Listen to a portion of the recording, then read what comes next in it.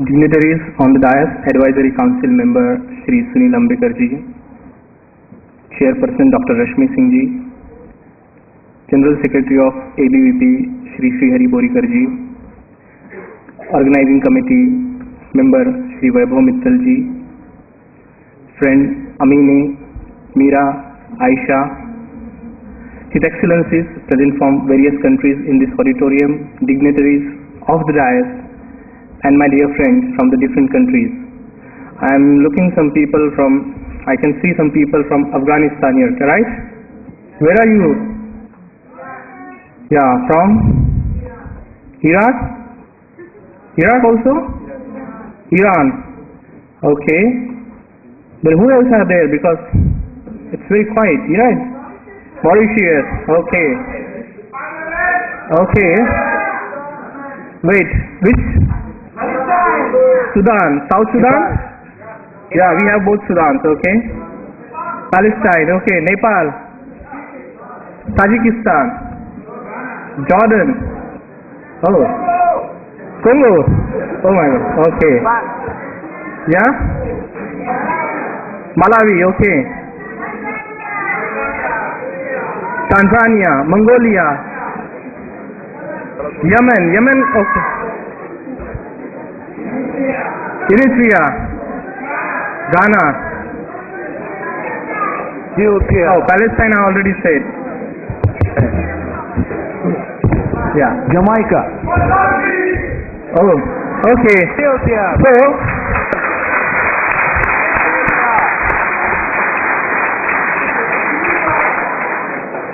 So I'll tell you with a great pride that today in this auditorium we have a delegate from more than 60 countries, and we should have a round of applause for it because we are coming here to make this conference successful.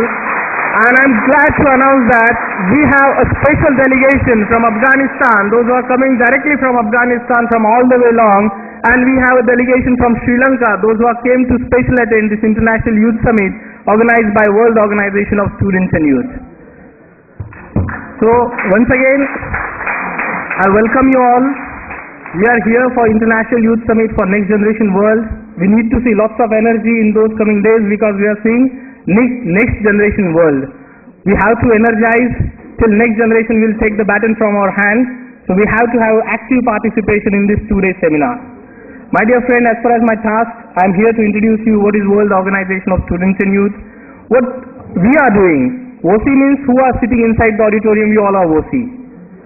Once Napoleon Bonaparte says that world is not suffering because of the violence of the bad people, but world is suffering because of the silence of good people. And exactly WOSY provides the platform to raise the voice of all the good youngsters who are good people to raise their voice in the cause of humanity and peace of this world across the globe. So that is the basic cause of the WOSY, to provide a platform to the youth, those who are coming from the various parts of the world, and they can express their thoughts, they can express their views on the issues of the global concern. As we are working at the various chapters, Bangalore, Hyderabad, Pune, Delhi, Chandigarh, all international students, I am very thankful for choosing India as a destination for your international studies. How amazing thing is that when we come to the various chapters, we start working for the WOSY. We come for the Diwali evening, we come for Persian New Year, that is Nowruz. We come for Ugadi festival, we come for Universal Brotherhood Day together. And then slowly we forget about our country, and when we come into the conference and you ask somebody, you're from where? He forgot his country, he forgot his city, and he says that I'm from Hyderabad chapter. No matter which country he belongs to. He will just say that I'm from Pune chapter. Oh. So, he just forgets his country. This is the simple binding amongst the international youth, that they are get connected with each other while they are working together. My dear friends, when we are working at various chapters, the basic motto which we are working, that is a cooperation, international cooperation. When international students comes in the Pune, when they comes in India for studying, they are having several doubts in their mind to cope up with their education, because the education system is entirely new for them. How to cope up with the exam, how to cope up with the education system, how to cope up with the new place and new food. If you land in Pune, you will not get any food that is there in your country. If you land in Hyderabad or Bangalore, you will not get anything apart from idli, sambar, uttappa, dosa and rice. So you have to first make sure yourself ready for that. So WOSY is exactly helping all the international students to get familiar with those particular city by helping each other. WOSY is not promising you will solve all the problems, but WOSY can confidently say that we will try to solve all your problems with your help. That is the motto of the WOSY. When we are thinking about the good, we are having the same motto to make this world as a beautiful place. Right? Nobody is having dream that we should not make the world as a beautiful place. We all are working for the cause to make world as a beautiful place. But my dear friends, I would like to tell you that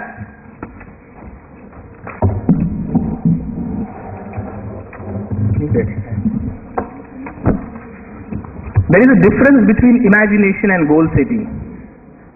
We have to make world as a beautiful place. That is a wonderful imagination. And setting goal as a world is a beautiful place and working for it, that is called goal setting. Every one of us is saying in the seminar and conferences that let's make this world as a beautiful place, and we keep on imagining.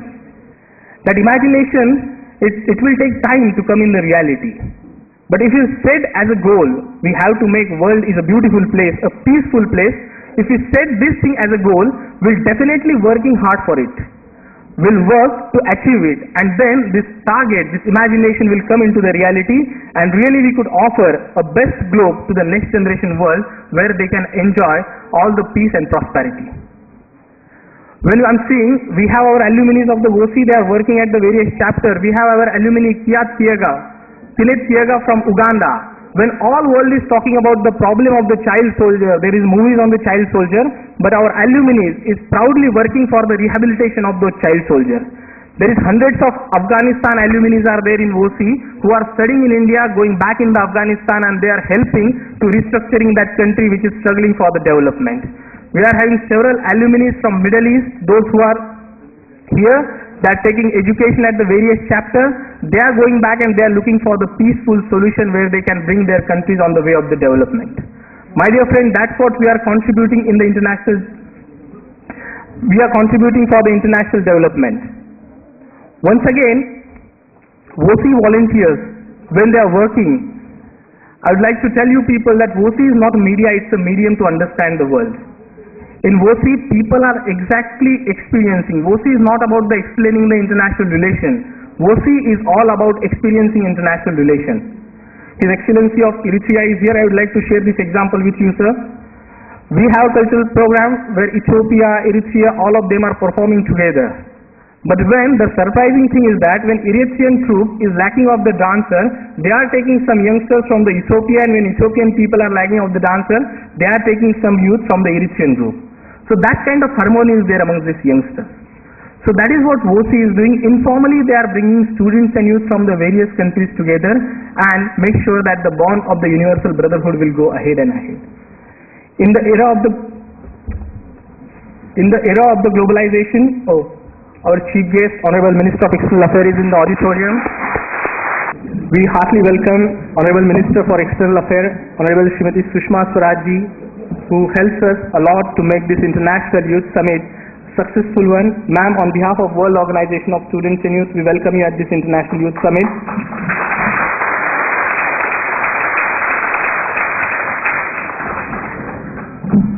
So I'd like to conclude about the WOSY. In the era of globalization, we successfully globalized so many products and so many services. The products reach to all the corners of the world. But the duty lies here amongst all the youngsters that we have to have responsibility of globalizing the humanity. We have to globalize humanity as the companies are globalize their products and services. So here we are to globalize that humanity, and I am sure that all of you will work together, work hard to make this dream, make this goal true, and we will make sure that we will definitely offer a very beautiful world to the next generation student or next generation youth. Thank you very much for this opportunity, Sanju. Thank you. Thank you, Aniket Kale ji, for the great opening of the conference and with a detailed information about what's happening in WOSY. I on behalf of WOSY heartily welcome Srimati Sushma Swaraj ji, the Honorable Minister of External Affairs, Government of India as chief guest of this program. I just want to have a small introduction about Madam Srimati Sushma Swaraj is the current Minister of External Affairs of India. She has been elected 7 times as a Member of Parliament and 3 times as a Member of Legislative Assembly. She was not only the first female spokesperson of a national political party in India, but also the youngest ever cabinet minister in country at 21 years of age.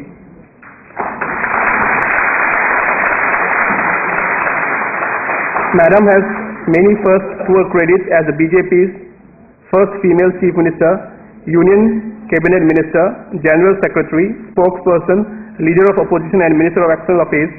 She is the Indian Parliament's first and only female MP honored with outstanding parliamentary award. Swaraj has Srimati Sushma Swaraj has overtook the official visits to Bangladesh, Nepal, Myanmar, Singapore, Vietnam, Bahrain, Afghanistan, Kazakhstan, United States, United Kingdom, Mauritius and many more countries. Sushmaji's relationship with WOSY is long. We remember when we were in international conference in Delhi at the year 2010, Madam Sushmaji was there with us. She has welcomed us with a lunch in Delhi. We remember that. I request Pulkit Bhatla, the convener of WOSY Delhi chapter, to welcome Srimati Sushma Swaraj on behalf of WOSY.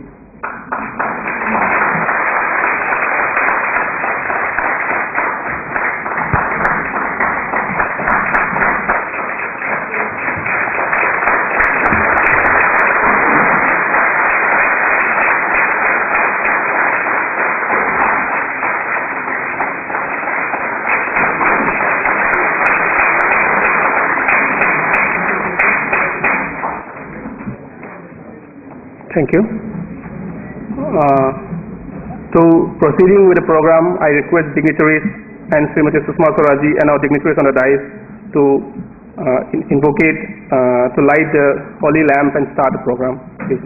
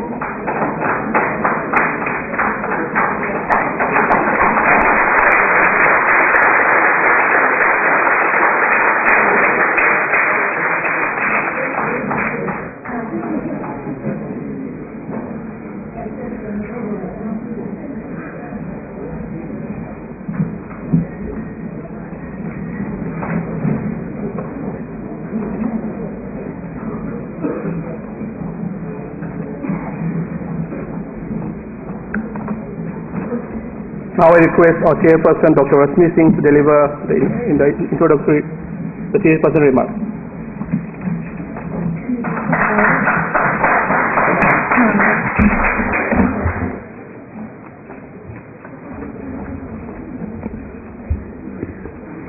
Honorable External Affairs Minister, Srimati Sushma Swaraj, who has always been a source of immense strength and support to our student community and our WOSY volunteers. Shri Sunil Ambekar ji, Educationist and WOSY mentor, who encourages us to be better each day. My colleagues in WOSY, Shri Aniket Kale, Secretary General, International Secretary Sanjeev Nivubam, our Advisory Council members, Shri Vevat Mittal, General Secretary of Vidyarthi ABVP, Akhil Bharatiya Vidyarthi Parishad, Shri Hari Borikar ji, students on the dais, Your Excellencies, ambassadors of different countries, distinguished guests, dear students. This conference brings together two very desirable features in society, which is very necessary for any society to progress. It brings together students who are eager learners, and it brings together experts who are generous teachers. And it is only because of the generosity of our experts that voluntary organizations such as ours can create a world-class learning experience such as this conference that we are doing today and over tomorrow. Friends, every generation is defined by certain characteristics. In my grandfather's generation, the defining idea was freedom. It was an era, as Stanley Hoffman put it, that two-thirds of the humanity woke up to the fact that a better world was possible for them. In my father's generation, the driving idea was self-reliance. In my generation, the generation which went to college and universities in the 90s, the liberalization generation, the creed was ambition and innovation. And true enough, the world saw vitality which it had not seen in 70 years, and new industries germinated, newer professions were created. So what is going to be the idea for this generation of students? What are they going to do for our world today? That is the fundamental concern of this conference. This generation has an unprecedented advantage of technology within their easy clasp, a common interface. Now this power can become a force of goodness in the world only when it appeals to the better angels of our nature. For we see in large parts of the world today the weaponization of internet, the internet being used for vicious propaganda, for radical propaganda and recruitment. This is the great problem statement of our times. Peace isn't easy, establishing peace isn't easy. It's a lifetime task. And as governments respond with a security solution, with diplomatic negotiations between states and economic reconstruction, we will fight these forces of doom with our education. We will fight them with the primers and textbook of humanity and all the wonderful things that human civilization has created. Peace and development are interconnected in their basic elements and functions. And once peace is established, development has to be anchored firmly. Governance is the new grammar of politics. As influential an idea as the ideas of the Enlightenment of liberty and equality were in the 17th century. So as governments get wired to this new reality, businesses too have to play their part. Businesses have filled the world with the power of innovation, with the wonderful products they have brought to the masses of population, with their revenue generating potential, with their employment creating abilities. But they have to do more. Businesses, there is a great word in Sanskrit for business, vyavasaya, single-minded determination. Businesses are created out of vyavasaya. The opposite is avyavasaya, defocused mind. A mind which runs in innumerable branches. It is only a focused mind which can create money and generate a business. Vyavasaya atmika buddhi reka, says the Bhagavad Gita. And if it is multi-branched, if it is defocused, then there is bahushakha. It runs into different directions, there is different preoccupations, and you cannot create money. Earning money is difficult, but giving it for a cause is even more difficult. But to whom much is given, much is expected. And as Andrew Carnegie said before he set out to establish his great educational foundations which benefit students even today, a rich man who dies a rich man is a disgraced man. A rich man who dies as a rich man only is a disgraced man.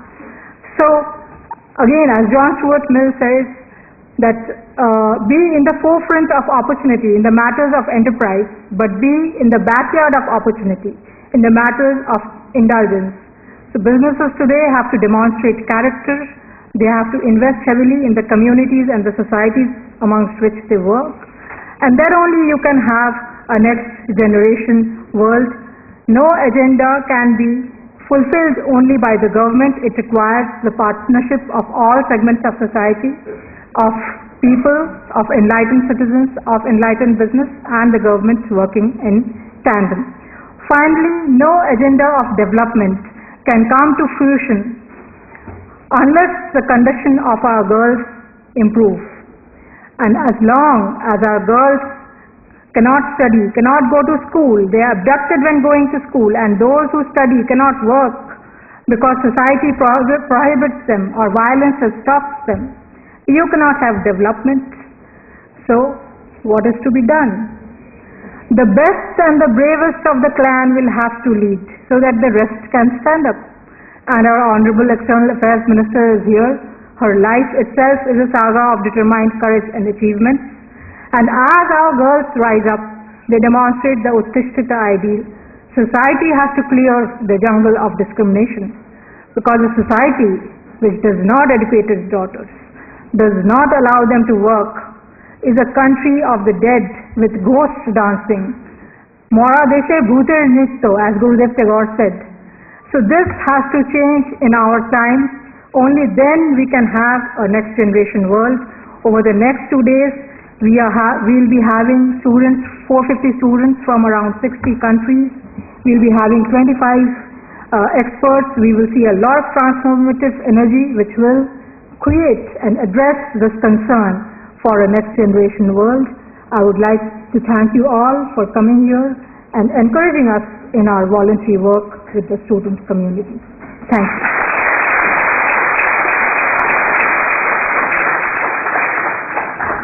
Thank you, Rashmi. Now I request our Chief Guest of the day, Honorable Minister of External Affairs, Srimati Sushma Swaraj, to put his address.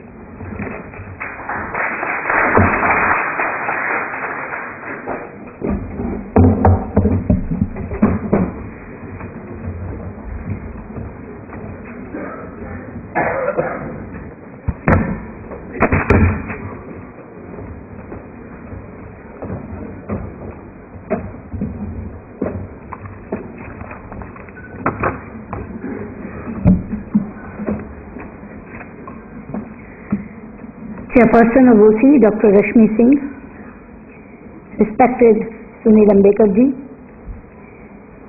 distinguished youth leaders from various organizations, distinguished members of the diplomatic corps, and my very, very dear young friends.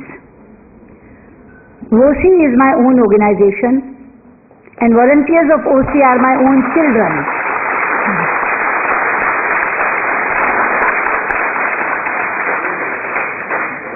Therefore, I am absolutely delighted to be in your midst on this important occasion of International Youth Summit 2015 for Next Generation World. Friends, there is something touchingly beautiful about youth.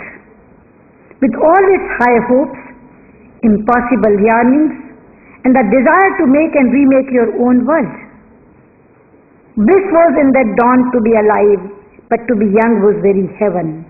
William Wordsworth wrote so eloquently and beautifully.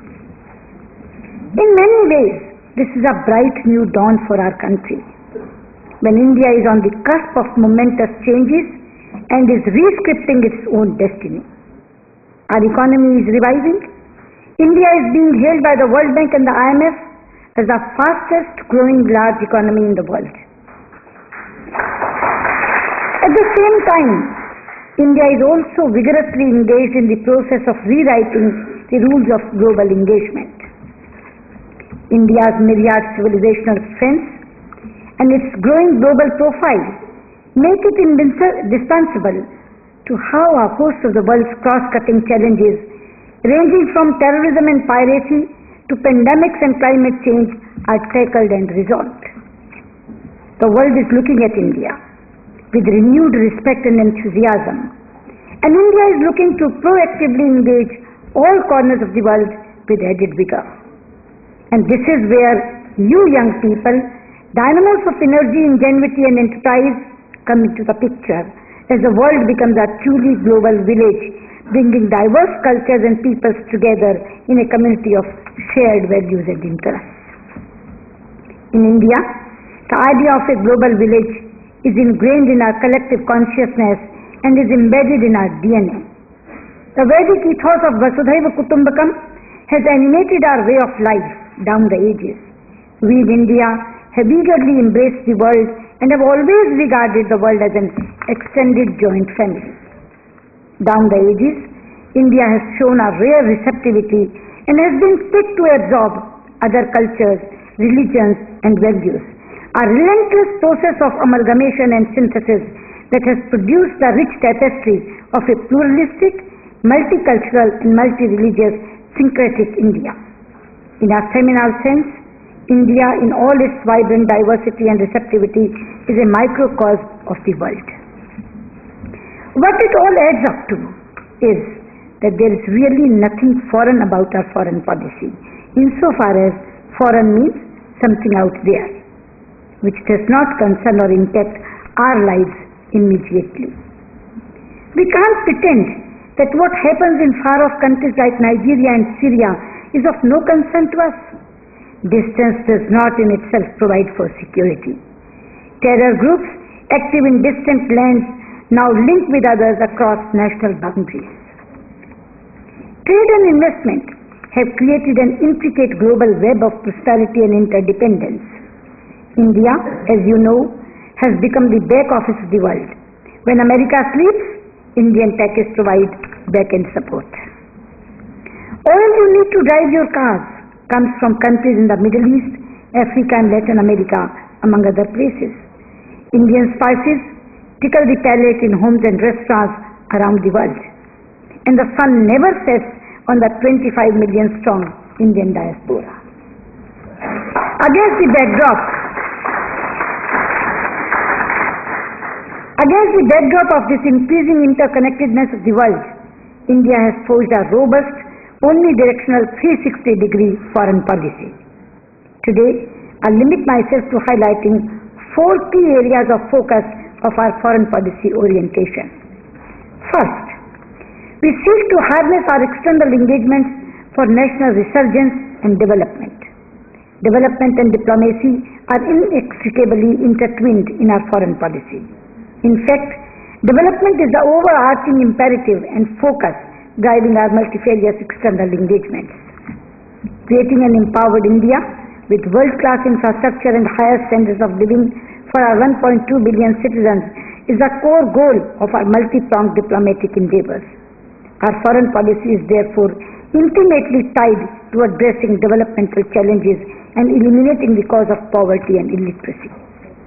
That's why, if you have been following our recent diplomatic engagements, especially since the BJP-led NDA government came to power with a resounding majority in the May 2014 elections, seeking external partnerships in the area of infrastructure building and technology transfer has been a cross-cutting theme. For example, Prime Minister Modi's scheme of 100 smart cities has become normal diplomatic parlance in our engagements with India's key strategic partners, including the US, Japan, Russia, China, Singapore and Australia, among others. The Smart Cities project should have a special resonance for the urban young who dream of world-class amenities and eco-friendly clean life right here in India. This is a pioneering project which illustrates the developing of the domestic agenda and foreign policy. Second, our neighbors first policy also stems from a similar thought process. Promoting peace and stability in our immediate neighborhood is underpinned by the premise that the destinies of over 1.5 billion people in South Asia are deeply and organically interlinked. Our neighborhood policy is not just driven by security imperatives, but is animated by a narrative of opportunity and a vision of wide-ranging regional integration and connectivity. It is this win-win vision which propelled Prime Minister Modi to invite the leaders of all SAARC countries at the swearing-in ceremony of our government in May 2014. Prime Minister Modi's initiative was a path-breaking diplomatic initiative that was meant to signal India's thrust on putting neighbors first in its foreign policy worldview. Again, this soaring idea of a resurgent South Asia was the basis of PM Modi making numerous announcements at the SAARC summit in Kathmandu that signaled India's desire to be its destiny with that of its neighbors. Third, We see Indian culture as our powerful asset in promoting India's interests abroad. We do not flinch in emphasizing on India's value systems, its philosophy and spirituality for hope and renewal. The declaration of the International Yoga Day by the United Nations on June 21st underscores global acceptance of this ancient practice of meditation and well-being. We are planning a host of events in the run-up to the celebrations of the International Yoga Day. The focus on culture is also evident in our outreach to the 25 million Indian diaspora spread across the world. Ensuring their welfare and protecting their interests remain our core foreign policy priorities. Fourth, the last but not the least, I wish to underline that we are pursuing a people-centric, interactive and youthful foreign policy which is open to new ideas, new initiatives and new inspirations, especially from you, young people sitting in this audience. It is with young people in mind that we at the Ministry of External Affairs have launched a major social media outreach that not only showcases what we are doing with different countries and international organizations, but also elicit ideas from you. And it is entirely up to you to drive this conversation and take it forward. In today's wired world, foreign policy is not only about policy, but also about communication and projection. It's not only what you say, but what you are seen to be saying that is equally important. With more than 65% of India's population below 35 years of age, I see Indian youth as India's foremost brand ambassadors and bridge builders amid India's expanding engagement with the world. There is nothing like the heady, intoxicating feel of youth, and I know it well. I still remember the excitement of becoming the youngest cabinet minister in Haryana at the age of 25.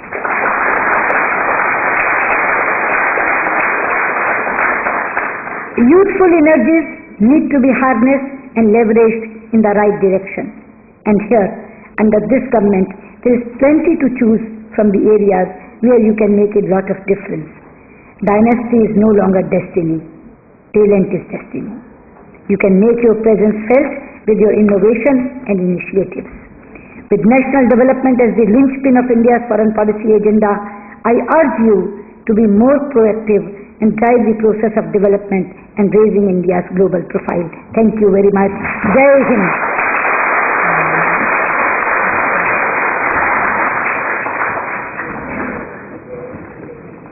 Thank you, Sushma ji, for a great word of experience and giving a detailed overview of India's foreign policy and what's happening. I request Srimati Sushma Swaraj ji and her dignitaries to launch a compilation of articles on international relations which has been produced by a contribution by Jawaharlal Nehru University scholars.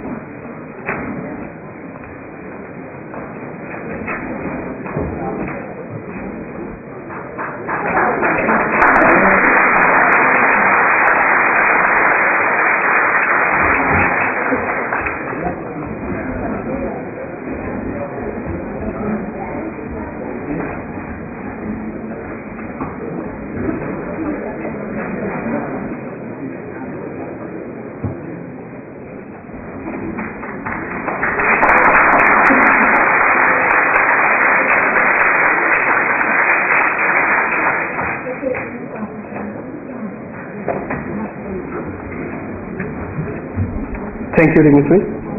Now I request Sri Sunil Ambekar ji, Organizing Secretary of ABVP, to give a few words.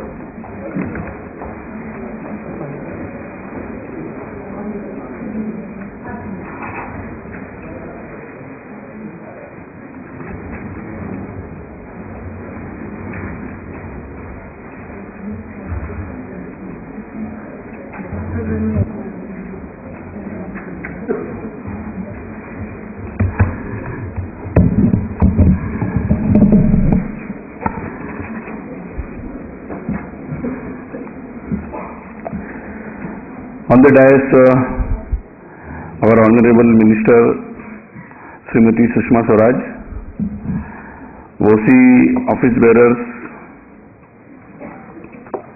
and all dignitaries on the dais, I welcome all of you. So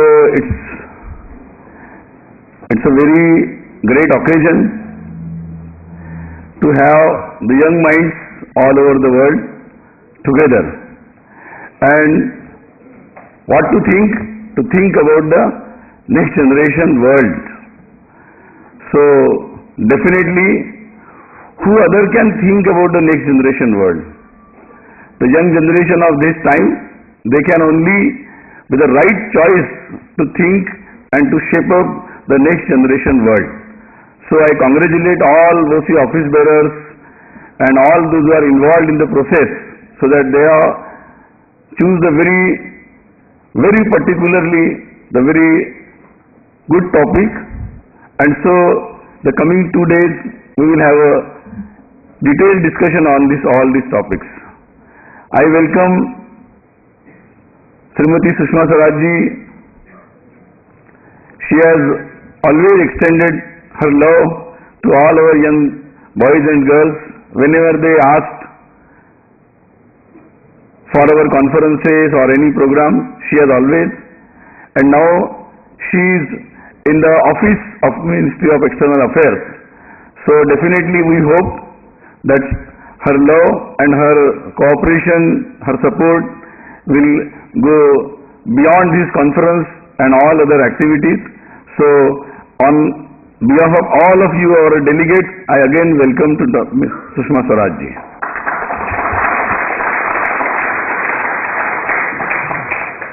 When I was thinking about the conference topic, I got a very wonderful thought that naturally, when we think about the next generation, and of course next generation world, to shape up it in a better form. In Sanskrit there is a word called Swarga, that is we can have a same term, that is heaven. So when you think about anything better, we say, oh, it's Swarga, that is heaven. So we want to make this world heavenly in our lifetime. So anybody from any country, in every nook and corner, they always thinking to make it a better. But the point is, what goes wrong? That over the years, we could not be in a position to make it more better and better. So I think that should be the main agenda for this our 2-day long discussions. I think it's only possible by the special relationship among us. Because if we don't recognize the relationship among us, then it is not possible. Then we will only think about our people or our country and may go very short to my family and myself only. So I think that is the main problem. So we have to define the way the international relationship beyond the politics. Yes, the country people from different countries, they have some type of special relationship, and when we recognize that type of relationship, then our international relationship goes beyond the trade and politics. And then only we can come to the peace and prosperity for everybody. When we think relationship, then always we have visible diversities all over the world, and everybody tends to visible the diversities from their countries or respective traditions. I think what is WOSY? WOSY simultaneously exhibits with all diversities the unity. The unity tag goes with the diversities. So yes, WOSY doesn't suppress anybody's diversities or don't disallow the diversities, but it welcomes the diversities, and still we can go with the unity I think that is the main theme, that type of relationship we require for the next generation world. For every country, nowadays we are having the constitutions, and we are developing the constitutions, and we say we need the constitutions. Some countries have developed the constitutions, some they are in the developing stage of the constitution. Definitely, we need the constitutions for the next generation. That is the common agreement of the people of that particular country, or the international constitutions, that the agreement of the people of different countries for their day-to-day life and for the policies. But constitutions cannot be only the copying or the same formatting for different countries. No. That will not lead us to the unity. Constitutions, they must address the majority of that country, the culture of that majority people's culture, their beliefs, their thoughts, their spirit, their way of life. Definitely, it should declare the protection of the minorities also. But it cannot be any time that it will not address to become the world unity. For world unity, we should suppress, or we should set aside the majority feelings and majority beliefs and thoughts. No country can go like this. So while developing the constitutions, or while developing the world forums like United Nations or others, we, the young generation, I appeal that we have to go by this way. Otherwise, we will just having the formatting or copying of other countries' constitutions will not help anybody or any country, and no prosperity can come or no freedom can come to such constitutions of unity in diversity. International forums should not bind others in one form to protect and nourish many forms. It should not bind us in one form, a single form, but it should be the forum to promote and bind us in different and many diversified forms.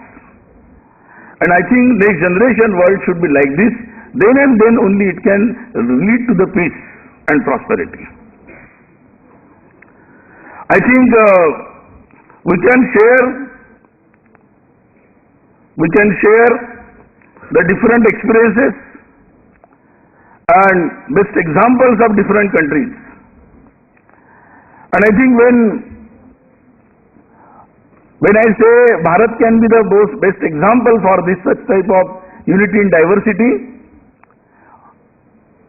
so rise of Bharat, rise of India, definitely I assure you from this WOSY dais, it will be a helpful, or it will be helpful to the whole human being. And that's the tradition of, I am proud of it, that's the tradition of my country. And so everybody must be proud of. Some people think there are so many forums, they think the world as a world population. I say, don't take the human being in the numbers. That is a wrong way of thinking. So, we have to think, don't think like a population, but it's a human beings. They are not only the bodies, but they have sharir, mana, buddhi, atma. That is, they have their mind, their intellect, their way of thinking, and their inner spirit. So, when we say namaste, we must respect to all this, not only the body, but to the mind, the intellect, the spirit of the other people. And I think that's what the WOSY when says Vasudhaiva Kutumbakam, that it means that only. Another point is development. That development, everybody is talking about the development. Definitely. But development, it doesn't mean at the cost of human beings, at the cost of nature, at the cost of human values, at the cost of cultures, at the cost of nature, No. Development for the next generation has to go hand in hand. And so there cannot be such a type of development, any type of such development which will be at the cost of all these great values or great treasures of the nature. And so I think we all here, there are so many forums for international relations, but WOSY is such a forum of young people, young generations. I don't know the exact terminologies. It's a track 2 diplomacy, track 3 or track 4 or track 5, I don't know. I am not a university student of political science. I was a science of life sciences. I was a student of life sciences. But I know international relationship among us, we will set the new agenda. It is at the human level. It is at the human level. And simultaneously, definitely it will go by hard, there are hard realities, so we have to discuss on diplomatic level, trade levels, but we cannot forget this human level international relationship. And so I think WOSY can be an important instrument. It has proved it in the last since its recognition 1985. So in last 30 years it has proved to be a good and going towards or improving towards a better instrument for the world peace and development and for the better next generation. So I think let's move with this spirit, and we will have different topics, different summits, that is African summit, WANA summit, then ASEAN summit. So we will discuss the different issues of different world regions also, different issues of development, different issues of business, responsive and responsive businesses. So we'll discuss different topics. So I extend my warm greetings to this gathering and best of luck to my all young friends, brothers and sisters from different countries, and hope you enjoy the hospitality here and have a better stay in Delhi, and of course your extended better stay for your education in this country, Bharat, India. So I again welcome you and extend my warm greetings. Thank you.